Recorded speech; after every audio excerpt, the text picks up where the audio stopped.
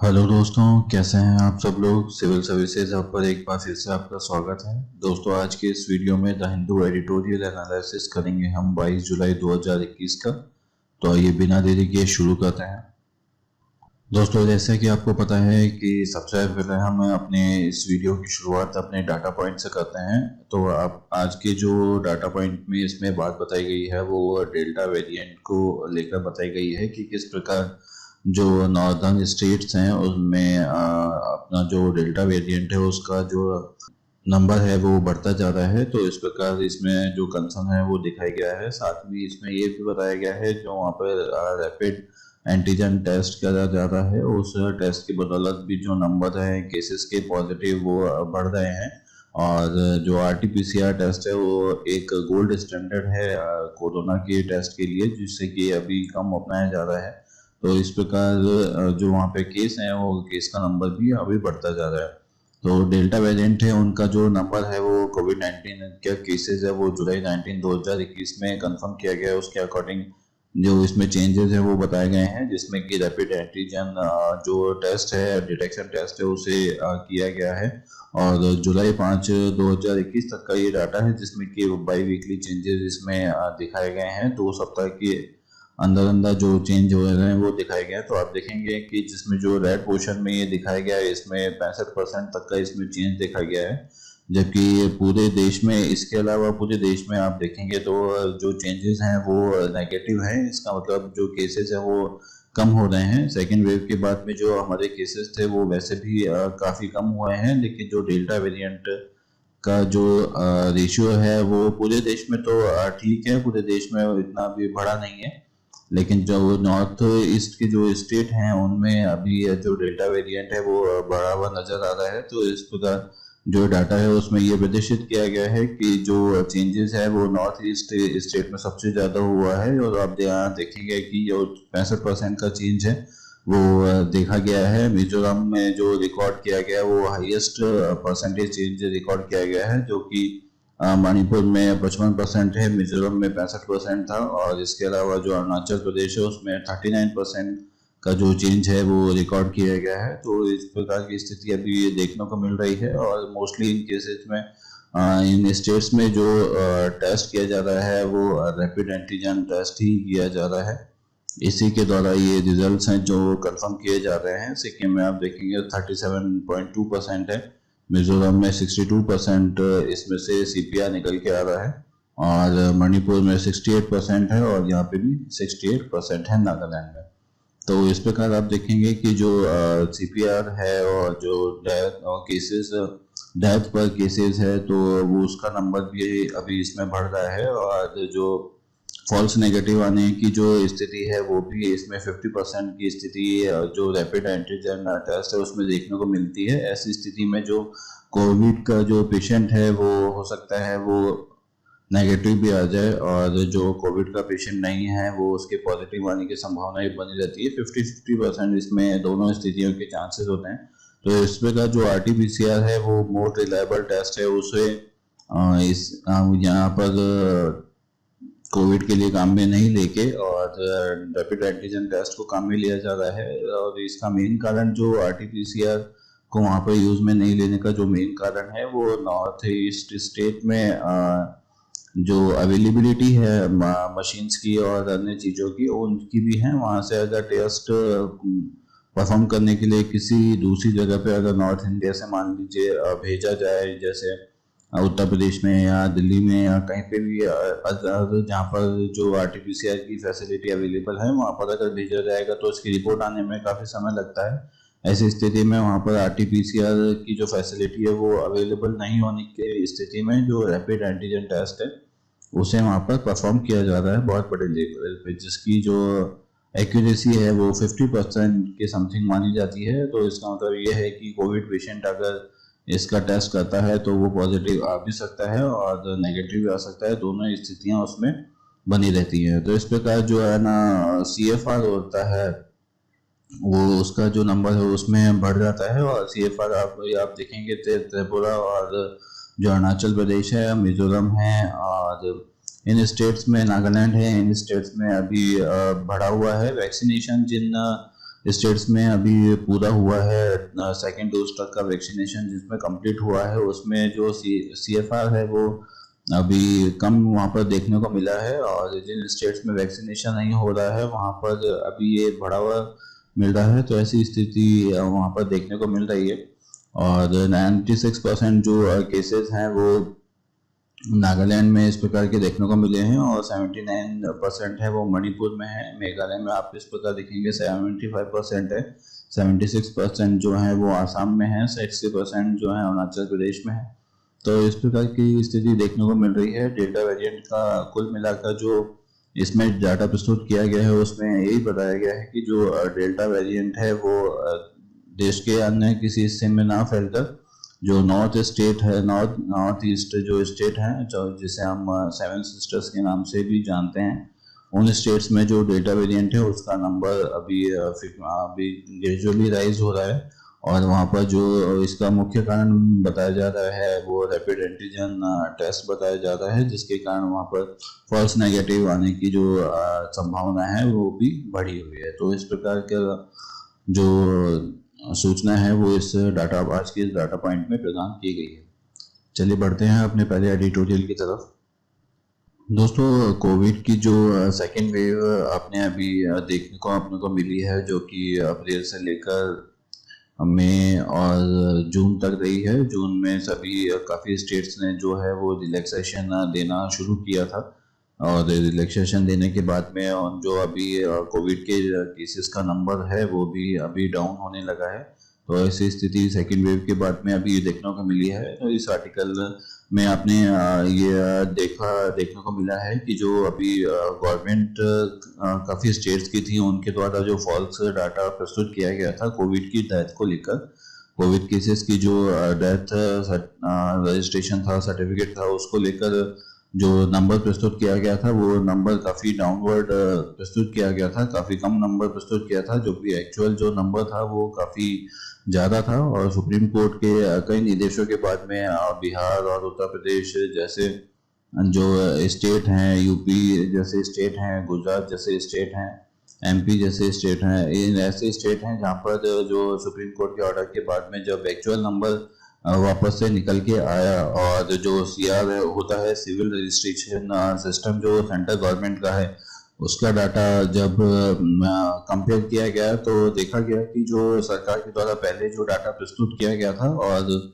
अब जो डाटा दिया गया है उसमें काफ़ी जो चेंजेस हैं वो देखने को मिले हैं। तो इसी के बारे में कंसर्न जाहिर करते हुए इस आर्टिकल में ये बात कही गई है कि जो किस प्रकार जो सेंट्रल गवर्नमेंट है वो पब्लिक के जो सेंटीमेंट हैं उन्हें उनसे खिलवाड़ कर रही है। एक जो सेंट्रल गवर्नमेंट है जिसे एक इतना बड़ा मैंडेट देकर, इतना बड़ा बहुमत देकर पब्लिक ने उन्हें पावर में लाया है, और इस प्रकार की महामारी की स्थिति में जहां पर देश का जो एक एक आदमी है वो अभी परेशान है, ऐसी स्थिति में उन्हें झूठी तस्वीर दिखाकर और जो केसेस हैं उनका सही आंकड़ा उन्हें नहीं बताकर और धोखे में रखा जा रहा है। तो ऐसी स्थिति देखने को भी मिली है। आपने देखा होगा कि जो फर्स्ट वेव जब चली थी 2020 में, तो उस समय यूरोप और US में काफ़ी डेथ्स हमें देखने को मिली थी। उस टाइम पे जो इंडिया में इतनी ज़्यादा मृत्यु कोविड के समय पे नहीं हुई थी, क्योंकि जो कोविड के टाइम पे जो मृत्यु भारत में हो रही थी वो भारत की जनसंख्या के हिसाब से अगर पर कैपिटा अगर हम देखें तो उस टाइम पे वो रेशियो कम निकल के आ रहा था, क्योंकि यूरोप और जो US है वहाँ पर पॉपुलेशन बहुत ही कम है। तो ऐसी स्थिति में वहाँ पर जो रेशियो है वो ज़्यादा निकल के आ रहा था। तो इस प्रकार की स्थिति फर्स्ट वेव में बनी हुई थी। जो फर्स्ट वेव के टाइम पे जो हमारा हेल्थ केयर का जो सिस्टम था वो भी इतना इम्प्रूव नहीं था।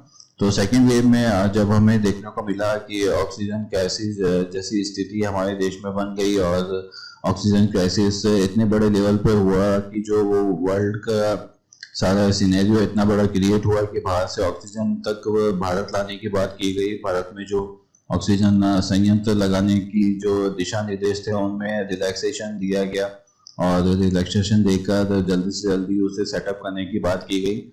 इसके विपरीत जो भारतीय परवीन पवार हैं उन्होंने अभी संसद में, राज्यसभा में इस बात को कहा है कि जो ऑक्सीजन से किसी भी कोविड-19 के मरीज की मृत्यु नहीं हुई है। तो इस प्रकार का जो स्टेटमेंट है वो इन मिनिस्टर्स के द्वारा देखने को मिल रहा है कि जो लेक ऑफ ऑक्सीजन है उससे एक भी पेशेंट की मृत्यु नहीं हो रही है। दूसरी ओर जो इस प्रकार का फॉल्स डाटा है वो इनके द्वारा प्रस्तुत किया जा रहा है, और जो ऑक्सीजन की जो इतनी बड़ी लेवल पे डिमांड क्रिएट हुई, और डिमांड क्रिएट होने के बाद में भी अगर ऑक्सीजन की वजह से अगर किसी भी पेशेंट की मृत्यु नहीं हुई, हालांकि ये सुनने में बहुत ही अच्छी बात लगती है, लेकिन इस प्रकार की स्थिति है वो हो नहीं सकती, क्योंकि ऑक्सीजन की अगर इतने बड़े लेवल पर कमी हुई है, इतने बड़े लेवल पर क्राइसिस आया है, और जो पूरे देश में जो ऑक्सीजन को लेकर इतनी बड़ी जंग छिड़ गई थी, एक तरीके से ऑक्सीजन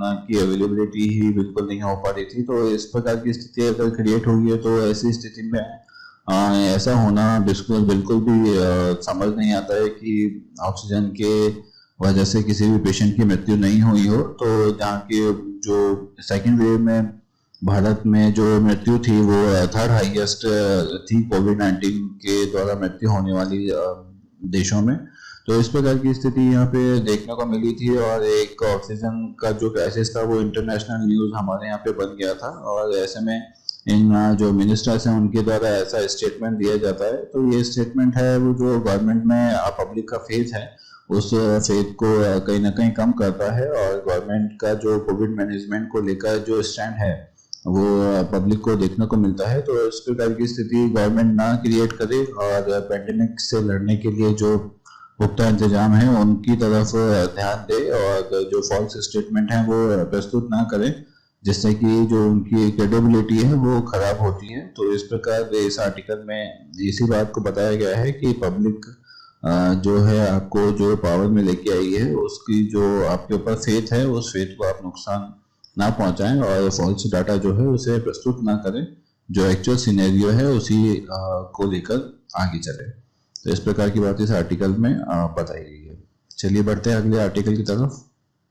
दोस्तों इस आर्टिकल में जो बात की गई है वो मुंबई और बरसात का जो मुंबई से रिलेशन है उसके बारे में बात की गई है, और जो मुंबई है उस पर ही बरसात हर साल है वो काफ़ी मेहरबानी दिखाती है, और राजस्थान जैसे जो इलाके हैं वहाँ पर तो बरसात सिर्फ गिनो चुनी देने की होती है। तो इस प्रकार इस आर्टिकल में जो मुंबई है वो मुंबई की बरसात के बारे में बात की गई है।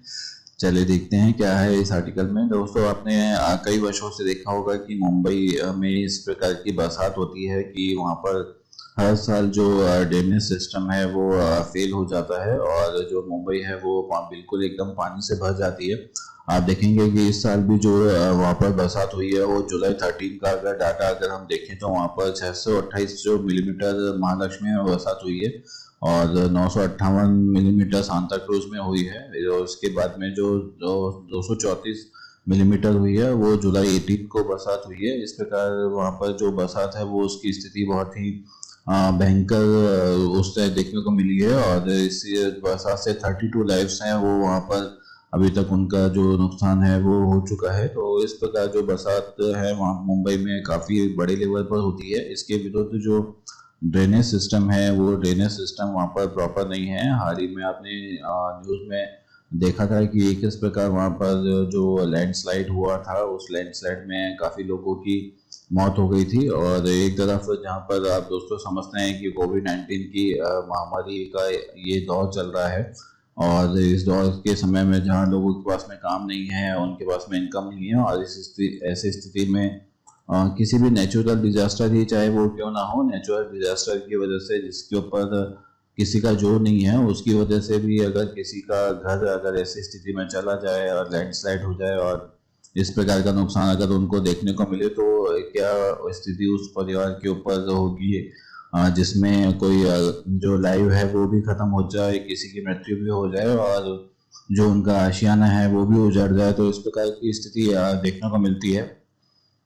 तो इस आर्टिकल में जो मेन बात कही गई है वो यही कही गई है कि जो इस प्रकार की जो बड़ी सिटी हैं, मेजर सिटीज हैं, उनमें जो ड्रेनेज का जो सिस्टम है वो ड्रेनेज के सिस्टम के ऊपर बिल्कुल भी वर्क नहीं किया गया है, और ड्रेनेज का सिस्टम यहाँ पर बिल्कुल खराब है। जैसे कि मुंबई और चेन्नई में 2005 और 15 में जब बाढ़ आई थी तो इस प्रकार की स्थिति देखने को मिली थी। और बाढ़ आने के बाद में जो एनडीए में था, नेशनल डिजास्टर मैनेजमेंट अथॉरिटी, जो वहाँ पर कार्य करती है, उन्होंने एक खाका तैयार किया था और बोला था ministry of housing and urban development को कि वहाँ पर जो ड्रेनेज का जो सिस्टम है उसके लिए आप एक मैनुअल तैयार कीजिए और उस मैनुअल के अकॉर्डिंग जो वहाँ पर ड्रेनेज है वो ड्रेनेज को आप सुधारिए। लेकिन इस प्रकार की कोई स्थिति वहां पर देखने को नहीं मिली है। और ड्रेनेज जो अभी मुंबई को छोड़ के अन्य जो मेजर सिटीज हैं उनमें भी इसी प्रकार की स्थिति देखने को मिलती है। अगर आप राजस्थान के अगर जयपुर की बात करेंगे तो वहां पर भी ऐसी स्थिति ड्रेनेज को देखने को मिलती है। हालांकि मुंबई के बराबर वहां पर बरसात नहीं होती है, और लेकिन अगर वहां पर 2 दिन भी, एक दिन भी अगर 2-3 घंटे की बरसात हो जाती है तो पूरा जो जयपुर है वो बरसात से भर जाता है और रोड जो है वो पानी से लबालब हो जाती है। ऐसी स्थिति देखने को मिलती है और काफी समय बाद में जो है नॉर्मल स्थिति वहां पर बन पाती है। तो इस प्रकार से जो ड्रेनेज का सिस्टम है वो एकदम बिल्कुल गड़बड़ाया हुआ है। और दूसरी ओर जब वहां पर कोई पानी अगर एक जगह पे इकट्ठा हो जाता है तो इस बरसात के बाद में उसी पानी से जो मौसमी बीमारियां होती हैं उनका भी सीजन चल जाता है, जिसमें डेंगू जो है वो सबसे टॉप पर रहता है। तो इस प्रकार जो ड्रेनेज का सिस्टम है वो यहाँ पर इन बड़ी सिटीज को सुधारने की बात की गई है। हालांकि वहाँ पर जो डेवलपमेंट का कार्य तो निरंतर किया जाता है, लेकिन ड्रेनेज के ऊपर बिल्कुल भी ध्यान नहीं दिया जाता। तो ड्रेनेज के द्वारा होने वाली इस प्रकार की जो नेचुरल डिजास्टर होते हैं, जिसमें लैंडस्लाइड वगैरह काफी मेन रहते हैं, उस पर इन लैंडस्लाइड से जो मृत्यु होती है और जो नुकसान होता है उस नुकसान से काफी हद तक बचा जा सकता है। तो इस प्रकार की बात इस आर्टिकल में बताई गई है। चलिए बढ़ते हैं अगले आर्टिकल की तरफ।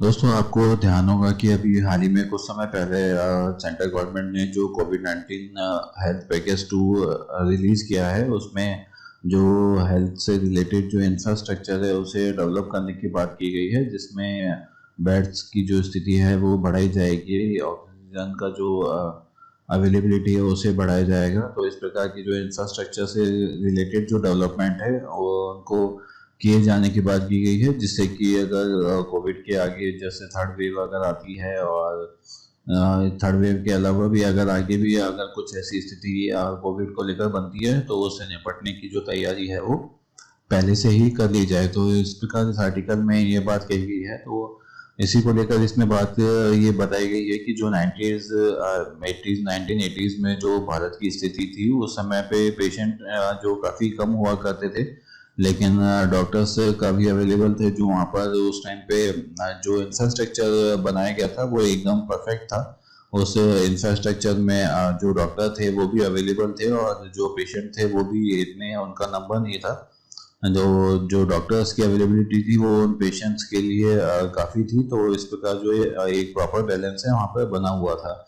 लेकिन कुछ समय बाद में जैसे जैसे जो मेडिकल का जो इक्विपमेंट का लेवल बढ़ता गया और जो टेक्नोलॉजी वहाँ पे अपग्रेड होती गई, साथ ही जो पॉपुलेशन है वो पॉपुलेशन भी वहाँ पर अपग्रेड हो गई, उनका भी नंबर वहाँ पर बढ़ गया। तो ऐसी स्थिति में जो इंफ्रास्ट्रक्चर में वहाँ पर डेवलपमेंट किया गया तो उसमें जो हॉस्पिटल्स हैं उसमें बढ़ोतरी की गई, उसमें जो डिपार्टमेंट्स हैं उन्हें बढ़ाया गया, हॉस्पिटल का नंबर बढ़ाया गया और जो बड़े हॉस्पिटल पहले अवेलेबल थे उनका जो कवरेज था उनको भी बढ़ाया गया। लेकिन ऐसी स्थिति में इस इंफ्रास्ट्रक्चर को बढ़ाने के बाद में जो डॉक्टर्स का नंबर था, जो मेडिकल स्टाफ का नंबर था, वो इस तेजी से नहीं बढ़ पाया। इस कारण से जो उस टाइम पे जो इंफ्रास्ट्रक्चर में बढ़ोतरी सरकार के द्वारा की गई थी और डॉक्टर्स जो मेडिकल स्टाफ है उनके तरफ जो ध्यान बिल्कुल नहीं दिया गया था, उनके इंक्रीमेंट की तरफ ध्यान नहीं दिया गया था।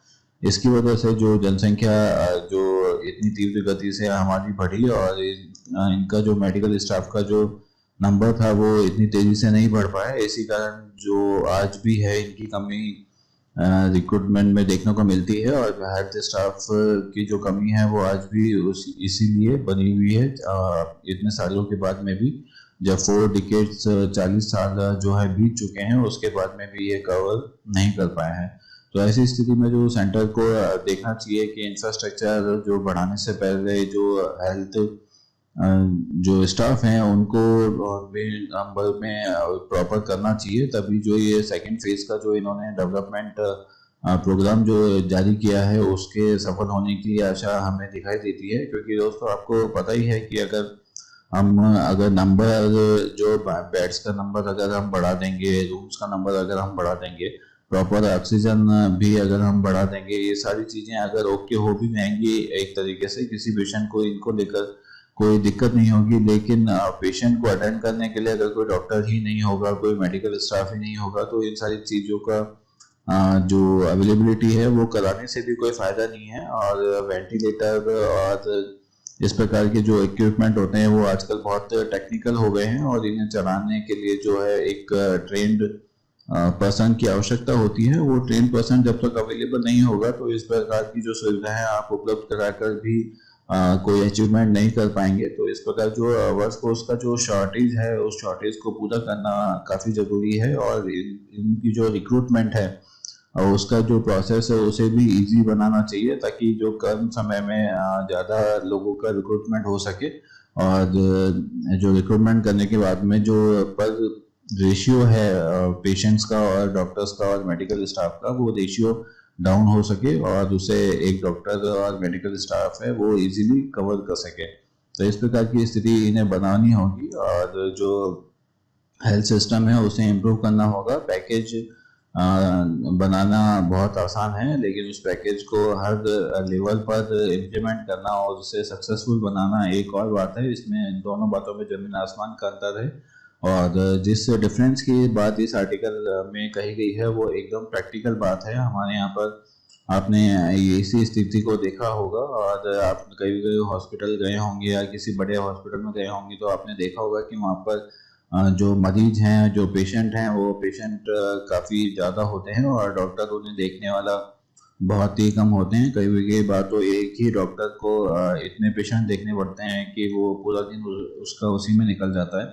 तो इस प्रकार का सिनेरियो हमारे देश में बना हुआ है। ऐसी स्थिति में एक बहुत बड़े लेवल पर सरकार को सोचकर चलना होगा, और इंफ्रास्ट्रक्चर डेवलपमेंट करने के साथ साथ जो मेडिकल स्टाफ है उसका डेवलपमेंट भी यहाँ पर करना पड़ेगा, और उस मेडिकल स्टाफ को पेशेंट के सिनेरियो में भर्ती कर और हेल्थ और फैमिली वेलफेयर का जो काम है वो आगे बढ़ाना चाहिए। इस प्रकार की बात इस आर्टिकल में कही गई है कि जो गवर्नमेंट है वो सेकंड हेल्थ पैकेज उन्होंने अभी प्रोवाइड किया गया है, जिसमें कि जो ह्यूमन रिसोर्स की जो अवेलेबिलिटी है उसे दरकिनार किया गया है। और उस ह्यूमन रिसोर्स की अवेलेबिलिटी के बिना जो अगर फील्ड फोर्स अगर हमारे पास में अवेलेबल नहीं होगा, मेडिकल स्टाफ अगर हमारे पास में अवेलेबल नहीं होगा, तो इस प्रकार का इंफ्रास्ट्रक्चर डेवलप कर चाहे वो सेंटर हो चाहे स्टेट हो, दोनों ही इस प्रकार का डेवलपमेंट कर कोई मेजर अचीवमेंट नहीं कर पाएंगे। तो इसी प्रकार इस आर्टिकल में ये बात कही गई है। चलिए बढ़ते हैं अगले आर्टिकल की तरफ। दोस्तों इस आर्टिकल में जो बात कही गई है वो किसान की जो स्थिति है भारत देश में उस को लेकर बात की गई है कि किस प्रकार जो एक किसान है वो पूरे दिन या पूरे वर्ष या आप यूँ कहें कि अपने पूरे जीवन में खेती का काम करता है, और खेती का काम करके वो जो अन्न उगाता है वो उस अन्न से जो पूरे देश का पेट भरता है और देश का जो जीवन यापन है वो सुचारू रूप से हो पाता है। उसके विपरीत जो किसान का जो स्टेटस है वो हमारे देश में बहुत ही दयनीय स्थिति में है। एक किसान को अपनी फसल जो है वो बेचने के लिए बहुत ही ज़्यादा स्ट्रगल करना पड़ता है, बहुत ही ज़्यादा ट्रैवल करना पड़ता है, और फसल बेचने के बाद में जो उसका ट्रांसपोर्टेशन का भी जो खर्चा होता है वो भी नहीं निकल पाता है। इस प्रकार की स्थिति देखने को मिलती है। दूसरी ओर इसमें एक एग्जांपल देकर इस बात को बताया गया है कि एक तो जहाँ फार्मर की ऐसी स्थिति है, लेकिन दूसरी ओर हाल ही में जो जोमेटो है उसने अपना आईपीओ रिलीज किया था। आईपीओ का मतलब इनिशियल जो पब्लिक ऑफरिंग होती है उसके बारे में बात की है। बेसिकली एक टाइप का शेयर होता है जो स्टॉक में लिस्टेड होने के बाद में रिलीज होता है। तो जोमेटो का भी रिलीज हुआ था, जिससे कि उसको जो 9,000 करोड़ रुपए का जो रेवेन्यू है वो डेवलप हुआ है। तो इस प्रकार की स्थिति देखने को मिलती है जहां जो पब्लिक है वो 9,000 करोड़ रुपए का जो इन्वेस्टमेंट है वो जोमेटो में करने को तैयार है। लेकिन हमारी सामान्य जिंदगी में भी हमने इस प्रकार की स्थिति देखने को मिलती है कि जब हम किसी फ्रूट को या किसी भी अदर चीजें जो किसान से रिलेटेड होती हैं और इन चीज़ों को जब हम परचेज करने जाते हैं तो एक एक रुपए के लिए हम इन लोगों से लड़ते हैं और इन लोगों के ऊपर बिलीव नहीं करते हैं कि ये लोग एक्चुअल प्राइस में हमें कोई चीज़ प्रोवाइड करा रहे हैं। और हमें जो लगता है वो यही लगता है कि ये जो लोग हैं वो एक्चुअल प्राइस पर ना देख के बहुत ही जो प्राइस को हाइक कर कर हमारे को ये सामान बेच रहे हैं। जबकि आप देखेंगे कि जोमेटो जैसे जो प्लेयर हैं वो इस प्रकार का एक आईपीओ निकाल कर भी 9,000 करोड़ रुपए जो है वो इकट्ठे कर लेते हैं। तो इस प्रकार जो पब्लिक की मेंटेलिटी यहाँ पर दिखाई गई है, एक किसान को जहाँ पर अपनी फसल बेचने के लिए बहुत ही ज़्यादा स्ट्रगल करना पड़ता है और स्ट्रगल करने के बाद में भी वो अपनी फसल उन दामों पर नहीं बेच पाता जिन दामों पर उसने उगाई थी। तो ऐसी स्थिति में वो जो कर्ज होता है उसकी मार के नीचे दब जाता है और बैंक को भी उसमें बिल्कुल विश्वास नहीं होता है कि वो अपना जो लोन है वो चुका पाएगा। इस वजह से उन्हें लोन भी नहीं दिया जाता है। तो इस प्रकार की जो किसान की स्थिति है उसके बारे में इसमें बात की गई है। एक जो इमोशनल एस्पेक्ट इसमें जुड़ा हुआ है कि जो हमारा जो देश है उसमें देश ही नहीं दुनिया का जो मेन जो एरिया है वो धरती से ही जुड़ा हुआ है। इसी से हमें जो खाने को जो अन्न है वो मिलता है और उसी के द्वारा हमारा जो जीवन है वो चलता है। लेकिन उन्हें कोई जो एक अच्छी लाइफ जीने को अभी नहीं मिल रही है गांव में ना। तो कई ऐसे देश हैं जहाँ पर इलेक्ट्रिसिटी नहीं है। भारत में भी आप देखेंगे जहाँ पर इलेक्ट्रिसिटी नहीं है, पीने के पानी के लिए बहुत जद्दोजहद करनी पड़ती है। तो ऐसी स्थिति यहाँ पर देखने को मिलती है। दूसरी ओर जो बायजूस जैसे जो स्टार्टअप हैं, पेटीएम जैसे जो स्टार्टअप हैं, इन स्टार्टअप को ऐसा स्टैंड मिला हुआ है कि उनके पास में पैसे की कोई कमी नहीं है। ताज होटल हैं, ओबराय होटल हैं, ऐसे ग्रुप हैं जिनके पास में अथा जो पैसा है और 10,000 रुपये से लेकर 1 लाख रुपए तक का वहाँ पर पर डे का रूम अवेलेबल होता है। ऐसी स्थिति वहाँ पर देखने को मिली है। दूसरी ओर जो किसान का जो लेवल है, जो स्टेटस है वो एकदम डिक्रीज होता जा रहा है दिन प्रतिदिन। तो इसी आर्टिकल में इसी की ओर ध्यान आकर्षित किया गया है कि किस प्रकार जो किसान की स्थिति है वो हमारे लिए बनी हुई है। एक इंफॉर्मेशनल जो एस्पेक्ट है वो ह्यूमन एस्पेक्ट इसमें आर्टिकल में जुड़ा हुआ है, उसी को दर्शाया गया है। चलिए बढ़ते हैं अगले आर्टिकल की तरफ। दोस्तों इस आर्टिकल में जो बात की गई है वो फादर स्टैन स्वामी की डेथ के ऊपर और यूएपीए के ऊपर लॉ के ऊपर बात की गई है। पिछले कुछ समय में काफ़ी आर्टिकल्स हम लोग इसके बारे में डिस्कस कर चुके हैं और काफ़ी इसमें कुछ नया नहीं है। लेकिन बस इतनी बात इसमें कही गई है कि जो पब्लिक प्रोसिक्यूटर है उन्हें अपना रोल पहचानना चाहिए, पीपीज को अपना रोल पहचानना चाहिए। हालांकि वो गवर्नमेंट की तरफ से लड़ते हैं और जो अदर साइड वाले जो पर्सन होते हैं उन्हें सजा दिलाना उनका काम होता है। लेकिन एक ह्यूमन एक्सपेक्ट को देखते हुए भी उन्हें बदना ये चीज़ देखनी चाहिए और प्रोसिक्यूटर बनने की तरफ उन्हें बढ़ना चाहिए। प्रोसिक्यूटर नहीं बनना चाहिए। प्रोसिक्यूटर का मतलब होता है सताने वाला।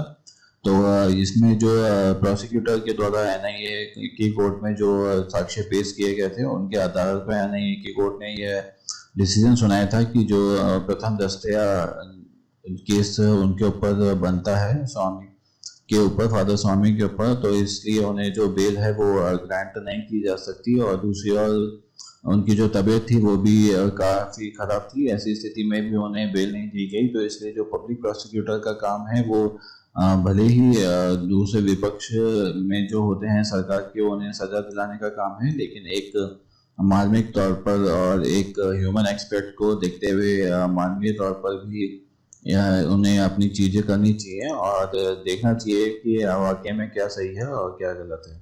तो इस प्रकार की बात इस आर्टिकल में कही गई है। बाकी फादर स्वामी के ऊपर जो हमने काफ़ी डिस्कशन हाल ही में किया है, तो इसमें एक ये एथिकल ऑब्लिगेशन के बारे में बात की गई है जो कि पब्लिक प्रोसिक्यूटर्स को अपने जो इंटरेस्ट हैं उनके ऊपर बैलेंस करके चलना चाहिए और ये देखना चाहिए कि एक्चुअल में सही क्या है वाकई में और गलत क्या है। सिर्फ एक यूनिडायरेक्शनल एक दिशा में काम नहीं करना चाहिए, सोसाइटी के लिए भी उन्हें अपनी ड्यूटी निभानी चाहिए।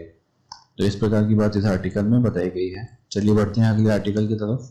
दोस्तों इस आर्टिकल में आप देखेंगे कि जो स्वदेश में विकसित जो MPATGM मिसाइल है उसका जो सफलतापूर्वक परीक्षण जो है वो कल किया गया है, बीते दिन किया गया है। इसमें ये है कि कम वजनी और fire and forget main portable anti tank guided missile है, जिसमें मिनिएचराइज्ड इंफ्रारेड इमेजिंग अवेलेबल है। सेना को आत्मनिर्भर बढ़ाने के लिए ये बहुत ही बड़ा योगदान इसमें देगा।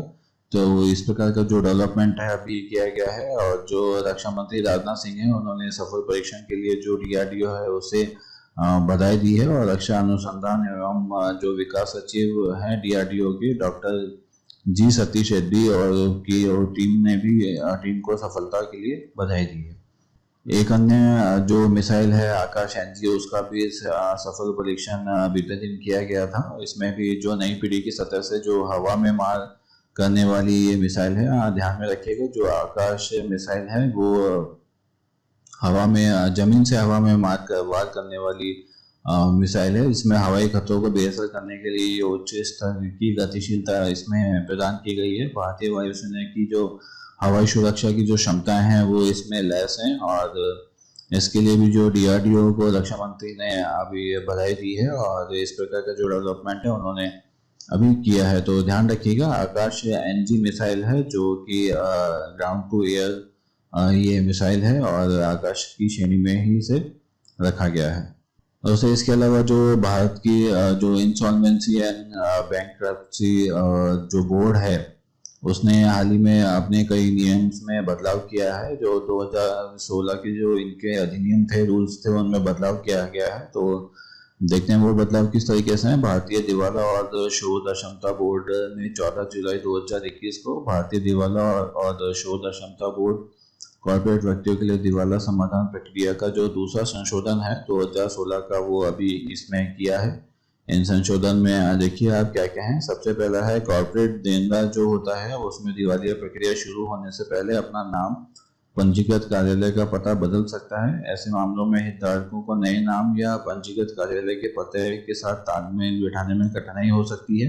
परिणाम स्वरूप वे CIRP में भाग लेने में विफल हो सकते हैं। इस संशोधन के तहत CIRP का जो संचालन करने वाला दिवाला पेशेवर है, पेशेवर के लिए यह आवश्यक होगा कि वे CB के वर्तमान नाम और पंजीकृत कार्यालय के साथ में जो दिवालिया प्रक्रिया है वो शुरू होने से 2 वर्ष पूर्व तक की जो अवधि है उसके नाम और पंजीकृत कार्यालय के पते में हुए बदलाव का खुलासा करें और जो सभी संचार है वो रिकॉर्ड उसमें उल्लेख करें।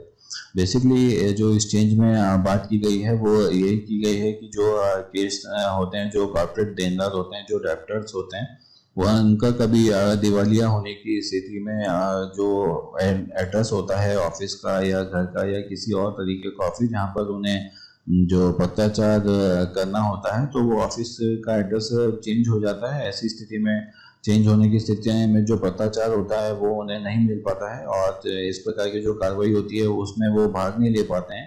इसके लिए जो पेशेवर जो दिवालिया लड़ने वाला केस लड़ने वाला जो पर्सन होता है उसे ये निर्देश दिया गया है कि 2 वर्ष के जो पूर्व उसमें जो स्थिति है वो उससे अवगत कराए और जो उसका नया जो डाटा है, नया जो कॉन्टैक्ट इंफॉर्मेशन है, जो कम्युनिकेशन का एड्रेस है उसे अपडेट कराए। दूसरा चीज जो इसमें किया गया है उसमें अंतरिम समाधान पेशेवर या समाधान पेशेवर CIRP के संचालन में अपने कर्तव्यों के निर्वहन में सहायता करने के लिए पंजीकृत मूल्यांकनकर्ताओं के सहित किसी भी पेशेवर को नियुक्त कर सकता है। इसमें ये चेंज किया गया है कि जो भी दिवालिया घोषित होने के लिए जो भी लड़ता है, केस लड़ता है, उससे केस लड़ने के लिए वो किसी भी व्यक्ति को जो अपना पंजीकृत मूल्यांकन करता है वो निर्देशित कर सकता है और ये डिसाइड कर सकता है कि कौन मेरा जो केस का डिसाइड करेगा कि मैं दिवालिया हूँ कि नहीं हूँ। इसके लिए जो शुल्क के लिए चालान जो पेशेवर के नाम पर बनेगा उसे बैंक खाते से इसका भुगतान किया जाएगा। इसके अलावा जो तीसरा चेंज किया गया उसमें आरपी यह पता लगाने के लिए बाध्य है कि क्या सीधी तरजीह देने कम मूल्य वाले लेन देन, जबरन उधारी और खरीद फरोख्त में धोखाधड़ी और गलत तरीके से खरीद फरोख्त जैसे विवादित लेन देन से संबंधित तो नहीं है।